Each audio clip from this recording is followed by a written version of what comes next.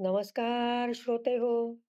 Doctor V रा आपटे लिखित उपनिषदांचे वैज्ञानिक विवरण याचे अभिवाचन आपण करत आहोत. यातील कठोपनिषदातील अध्याय 2 वल्ली 3 मधील भाग 2 कडे आपण वळतो आहोत. गेल्या भागात आपण पाहिले ब्रह्मस्वरूपाला जाणण्यासाठी शरीर हेच साधन आहे. त्यामुळे त्याची योग्य ती काळजी घ्यावी. आता ह्या भागात जाणून घेऊया उपनिषद आपल्याला काय सांगते ते.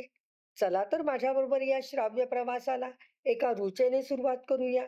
आपणा सर्व श्रोत्यांना सादर सविनय अभिवादन.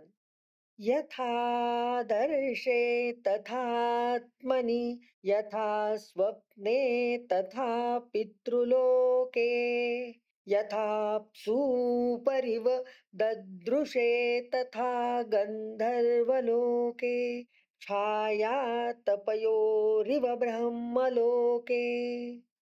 जसे आरशात दिसते तसे आपल्यात स्पष्ट दिसते, स्वप्नात दिसते तसे पितृलोकात दिसते, पाण्यात दिसते तसे गंधर्व लोकात दिसते, सभोवताली दिसते, छाया व उन्हात तसे ब्रह्मलोकात दिसते, असा या ऋचा मंत्राचा अर्थ आहे. आपले रूप आपण आरशात बघतो त्यावेळी ते स्पष्ट दिसते. सर्व अवयव यथातथ्य कळून येतात. चेहऱ्याची कांती, बोलकेपणा, डोळे, वर्ण, शक्ती सारे सारे स्पष्ट दिसते. तसे शरीरात व आत्म्यात ब्रह्माला पाहावे, ते स्पष्ट दिसेल, अधिक आनंद वाटेल. शरीराचे पतन झाले तर पितृलोकात ब्रह्मस्वरूप स्वप्नातल्यासारखे भासेल, त्याने आनंद होणार नाही. पाण्यात दिसते तसे ते गंधर्व लोकात दिसेल, तरंगाने त्यातही स्पष्टता नसेल. ऊन सावलीसारखे ते ब्रह्मलोकात दिसेल, सावलीला आकार आहे, डोळे व इतर अवयव नाहीत, म्हणून शरीर आहे तोवरच ब्रह्मरूप आत्मरूप पाहावे, असा उपनिषदकारांचा सल्ला व अनुभव आहे. इतर लोकात ब्रह्मरूप स्पष्ट दिसत नाही, या मृत्यू लोकात दिसते. गर्भविकास शास्त्र. इंद्रियाणाम पृथक भाव मुदयास्तमयौचयत पृथक उत्पद्यमानानां मत्वा धीरो न शोचती.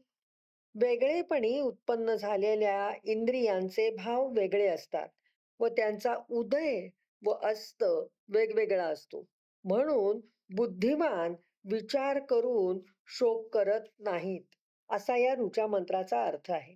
प्रत्येक इंद्रिय वेगळे निर्माण झाले आहे.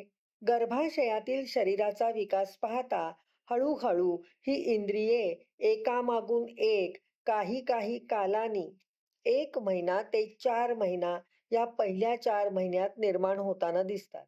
त्यांचे कार्यही हळूहळू विकास पावते असे दिसते. प्रत्येक इंद्रियाचे उत्पत्ती स्थान जे पंचमहाभूत, उदाहरणार्थ कान, आकाश, आकाश तत्वापासून याचा उदय आहे. शब्द, आवाज हे त्याचे कार्य राहणार आहे. नेत्र, तेजापासून त्याची उत्पत्ती, दृश्य वस्तू पाहणे हे त्याचे कार्य. त्वक, त्वचा हे स्पर्शेंद्रिय आहे. वायूपासून निर्मिती, स्पर्श हे याचे कार्य आहे. घ्राण, नाक हे इंद्रिय पृथ्वीपासून याची उत्पत्ती, वास हे त्याचे कार्य. जिव्हा आपापासून उत्पत्ती, चव घेणे हे इंद्रियाचे कार्य. ही पंचकर्मेंद्रिय, पंच ज्ञानेंद्रिय अशीच निर्माण झाली आहेत, पण एका वेळी नव्हे. 4 महिन्यात हळूहळू विकास पावत स्पष्ट होतात. हे मानवी देहाचे झाले. इतर देहात इंद्रिय वेगळी, त्यांच्या मर्यादा वेगळ्या, त्यांच्या शक्ती वेगळ्या, त्यांच्या जीवनास आवश्यकतेनुसार त्यांची कार्ये वेगवेगळी आढळतात. काहींचे नेत्र लवकर खराब होतात पण कान चांगले असतात, काहींचे कान बहिरे होतात पण नेत्र चांगले काम देतात. त्यांच्या उदयाप्रमाणे त्यांचा अस्तही वेगवेगळ्या काळी आढळतो. इंद्रियांची शक्ती, उत्पत्ती स्थाने, लवकर निकामी होणे, त्यांच्या कार्यांच्या मर्यादा जीवाजीवात, योनी योनीत भिन्न असतात. त्यांचे काल वेगवेगळे असतात. या सर्वांचा विचार करून बुद्धिवान कधीही दुःख करीत नाहीत. आयुर्वेदात या इंद्रियांचा विकास सांगितला आहे. प्रथम तोंड निर्माण होते. नाक, डोळे, कान, त्वचा ही त्यानंतर क्रमाक्रमाने निर्माण होतात. या विकासास मानवी गर्भविकास शास्त्रही मान्यता देते. ह्या इंद्रियांच्या मर्यादा माणसाने जाणल्या तर त्यापेक्षा सूक्ष्म व त्यापेक्षा स्थूल डोळ्यांनी बघता येत नाही. म्हणून विनाकारण बुद्धिमान शोक करत बसत नाही. सूक्ष्मतर पाहण्यासाठी मायक्रोस्कोप बनवतो. तसेच सूक्ष्मतम व अनंत सूक्ष्मतम पाहावयाचे असेल तर तसे साधन बनवले पाहिजे अथवा आपल्या आत्म्याकडून नवीनच शक्तिशाली इंद्रिय बनवून घेतले पाहिजे. त्याला दिव्य नेत्र म्हणूया. असे दिव्य नेत्र सूर्य पाहण्यास नव्हे तर विराट स्वरूप नव्हे तर ब्रह्मस्वरूप पाहण्यास आपण समर्थ होऊ. असे इंद्रिय आत्माच बनवू जाणे. नाहीतर इंद्रियाचे निर्मितीत हा आत्माच काम करतो. त्याने आपल्यास नूतन दिव्य नेत्र द्यावेत अशी आपण प्रार्थना तरी करूया. इंद्रियेभ्यः परं मनो मनसः सत्त्वमुत्तम सत्त्वादधिमहानात्मा महतो व्यक्तमुत्तमम्. इंद्रियांपेक्षा मन श्रेष्ठ, मनापेक्षा उत्तम जीव आहे. जीवापेक्षा श्रेष्ठ महान आत्मा आहे व आत्म्यापेक्षाही उत्तम अव्यक्त आहे. असा अर्थ या ऋचा मंत्राचा आहे. सर्व इंद्रियांच्या पेक्षा मनच श्रेष्ठ आहे. इंद्रियांना मर्यादा आहेत. मन मात्र अमर्याद आहे. सर्व इंद्रियांच्या विषयी ते चिंतन करू शकते. इंद्रिये सूक्ष्म आहेत, पण मन हे सूक्ष्मतर मानले जाते. सर्व इंद्रियांना मन जन्म देते. म्हणून सर्व इंद्रियात मन उत्तम मानले गेले. मनच इंद्रियांना कार्यप्रवृत्त करते. मन लागले नाही तर इंद्रिय त्या त्या विषयात जाण्यास तयार नसतात. जाऊनही उपयोग होत नाही. मनापेक्षा जीव उत्तम. वनस्पतीचे सत्व काढतो. वनस्पती ज्या गुणांचे असतात ते गुण अधिकांशाने त्या सत्वात असतात. गुळवेल सत्व, शतावरी सत्व हे आयुर्वेदात बल्य मानले जाते. जीवाचे बलच सत्व वाढवते. येथे सत्व शब्द जीवांश दाखवतो. जीव गेला, शरीराबाहेर पडला तर मनाचा तरी काय उपयोग? ते कितीही खंबीर असो, त्या मनाला त्यावेळीच बुद्धीसह बाहेर पडावे लागते. पण मन बाहेर जाते त्यावेळी जीव शरीराचे जीवित रक्षण करतो. म्हणून मनापेक्षा जीव श्रेष्ठ आहे असे मानले गेले. जीव प्राण समानार्थी आहे. थोडा अधिकाराचा फरक एवढेच. या जीवापेक्षा आत्मा श्रेष्ठ आहे. शरीर मृत्यू पावते त्यावेळी आत्मा शरीराबाहेर पडतो. तो जीव प्राण मन बुद्धी श्रद्धा त्या त्या व्यक्तींची कर्मे व त्यांची फले सोबत घेऊन बाहेर पडतो. सोबत सूक्ष्म देहही असतात. पूर्वकर्म व पूर्वज्ञान यानुसार नवे देह त्याला धारण करणे भाग पडते. ते आत्म्याचे कर्तव्य ठरते. त्या त्या देहाच्या कर्मफलानुसार फल भोगण्यासाठी सोयीस्कर देहधारण हा आत्मा करतो व पुन्हा त्या जीव प्राणांच्या नव्या भूमिका सुरू होतात. हे सारे आत्मा करतो. जीव मात्र अनुसरतो. नव्या देहात नव्या आज्ञेप्रमाणे जीव आपले जीवित आत्म्याला विचारून सुरू करतो व संपवतो. त्यामुळे आत्मा हा जीवापेक्षा उत्तम ठरतो. या आत्म्याला सुद्धा अव्यक्त ब्रह्म बंधन घालते. ब्रह्म हेच सुप्रीम कोर्टाप्रमाणे आत्म्याला सुद्धा कार्यप्रवृत्त किंवा निवृत्त करू शकते. तेथे न्यायाचा तराजू असतो.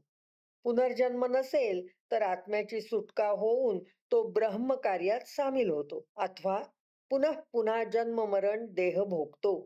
त्याचा साक्षीदार म्हणून आत्माही याच फेऱ्यात गुंतला जातो. यावरून आत्म्यापेक्षा ब्रह्म श्रेष्ठ आहे. याला अव्यक्त म्हणतात. ते व्यक्तच होत नाही. त्याची व्यक्तता मनाला, आत्म्याला थोडी अनुभवता येते. ते इंद्रियाला कळत नसल्याने त्याला अव्यक्त म्हटले आहे. इंद्रिय ते पुरुष यातील श्रेष्ठता. अव्यक्तात् तु परः पुरुषो व्यापको लिंग एव च यज्ञात्वामुच्यते जंतुर्मृतत्वं च गच्छति. परंतु अव्यक्त ब्रह्मापेक्षा श्रेष्ठ पुरुष आहे. तो व्यापक व अलिंग आहे. त्याला जाणले की जीव मुक्त होऊन अमृत तत्वास जातो, असा अर्थ या ऋचा मंत्राचा आहे.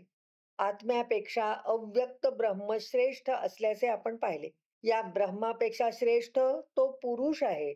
हेच परब्रह्म होय. सर्व देहांचा चालक हा पुरुष होय. पुर म्हणजे शरीर व उष धातू चालवणे या अर्थी वापरला आहे. शरीर चालवणारा. शरीर झोपते, पण त्यात सर्व इंद्रियांच्या क्रिया अत्यंत सुरळीतपणे कोण चालवतो? तो हा पुरुष होय. सर्व यंत्रणा चालवणे, त्यांना योग्य ते इंधन पुरवणे, त्यांचे कडून देहाची सर्व कर्मे करवून घेणे, हे काम पुरुष करतो. आत्म्याकडून सर्व शरीरातील इंद्रियांचे सहकार्य मिळून परस्पर पूरक व शरीराला उपकारक कर्मे हा पुरुष करवून घेतो. डोळ्यांनी बघता यावे, कानांना ऐकता यावे, जिव्हेला स्वाद समजावेत, वाणीला बोलता यावे, त्वचेला स्पर्श कळावा, म्हणून या आत्म्याकडून हा पुरुषच सर्व काही करतो. म्हणून आत्म्यापेक्षा पुरुष श्रेष्ठ आहे. तो सर्व सजीव निर्जीवांना व्यापून आहे, म्हणून याला व्यापक म्हणतात.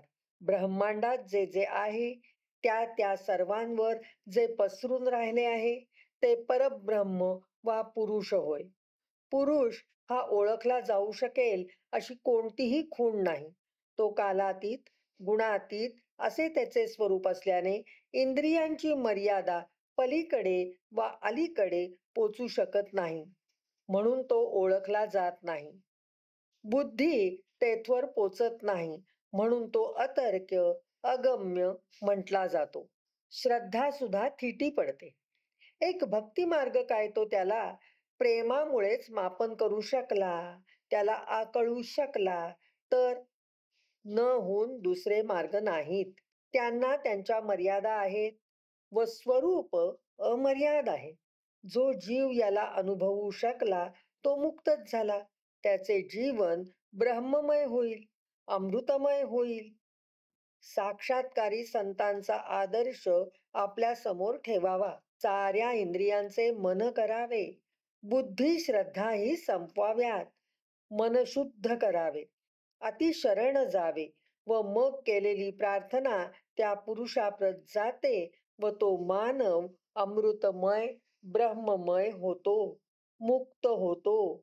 ते परब्रह्म भावरूप होते, व्यक्तिरूप होते, साक्षात्कार करते व अनुभव देते.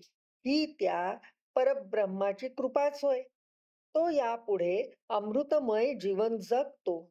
तो म्हणू शकतो, उरलो उपकारा पुरता.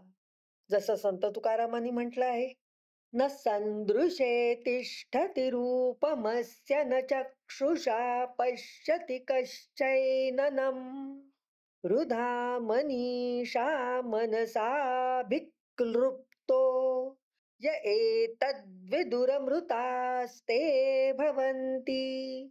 बघण्याचे जे विषय आहेत त्यामध्ये हे रूप बसत नाही. याला डोळ्यांनी कोणीही पाहू शकत नाही. जो अंतःकरणाने बुद्धीने मनाला जाणतो तो अमृत होतो, असा या ऋचा मंत्राचा अर्थ आहे.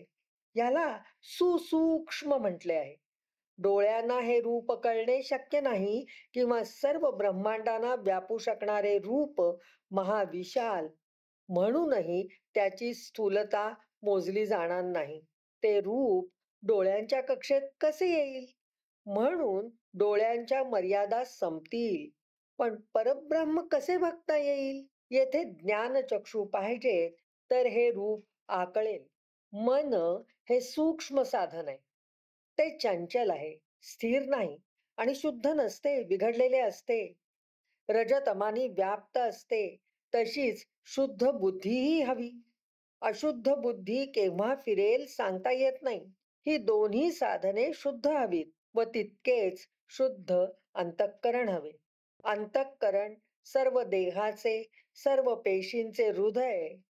ही तिन्ही शुद्ध भावी होतील त्यावेळी अत्यंत शुद्ध असे परब्रह्म या शुद्धतेत मिळेल, आकलन होईल. स्वामी स्वरूपानंद म्हणतात, शुद्ध मन करुनी भजनी रमावे.